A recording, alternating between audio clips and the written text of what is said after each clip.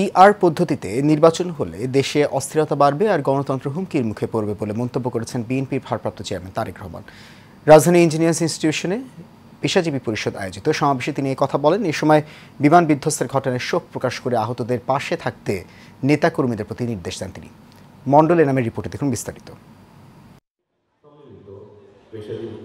রাজধানীর ইঞ্জিনিয়ারিং ইনস্টিটিউশনে সম্মিলিত পেশাজীবী পরিষদের আয়োজনে জুলাই অভ্যুত্থানে পেশাজীবীদের অবদান ও সম্মাননা অনুষ্ঠানের আয়োজন করা হয়। এ সময় বিএনপির ভারপ্রাপ্ত চেয়ারম্যান তারেক রহমান বলেন, কয়েকটি রাজনৈতিক দল হঠাৎ করে পিআর পদ্ধতিতে নির্বাচনের দাবি তুলেছে।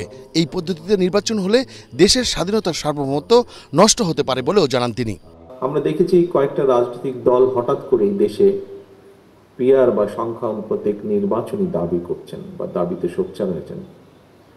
বাংলাদেশে সংখ্যানুপাতিক নির্বাচনী যে ব্যবস্থা প্রবর্তনের অর্থ কিন্তু রাষ্ট্র এবং রাজনীতিতে বিচ্ছিন্নতাবাদ, ফ্যাসিবাদ, চরমপন্থার বিকাশের পথ সুগম করে দেওয়া।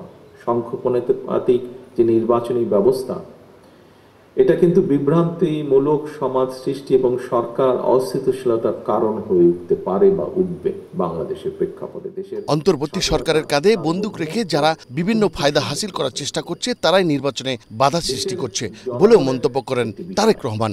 অন্তর্বর্তীকালীন সরকারের ঘাড়ে যারা বন্দুক রেখে সরকারের উপরে নিজেদের খবরদারির বহাল রাখতে চায়, সরকারের উপরে প্রভাব খাটিয়ে বিভিন্নভাবে ফায়দা হাসিল করতে চায় বা নিজেদের আখের গোছাতে চায়, তাদেরকেই আমরা দেখছি জাতীয় নির্বাচন অনুষ্ঠানে কে সুকৌশলে বাধা সৃষ্টি করছে।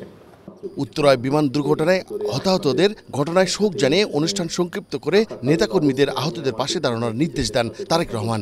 আমাদের বিভিন্ন অঙ্গ সহযোগী সংগঠনের নেতৃবৃন্দকে দায়িত্ব দেওয়া হয়েছে। উত্তরায় যারা আছে কেন্দ্রীয় নেতৃবৃন্দকে যাদেরকে দায়িত্ব দেওয়া হয়েছে বিভিন্নভাবে সহযোগিতা করার জন্য। মণ্ডল নাম, এশিয়ান টেলিভিশন, ঢাকা। বিভিন্ন চিকিৎসকবৃন্দ যারা আছেন।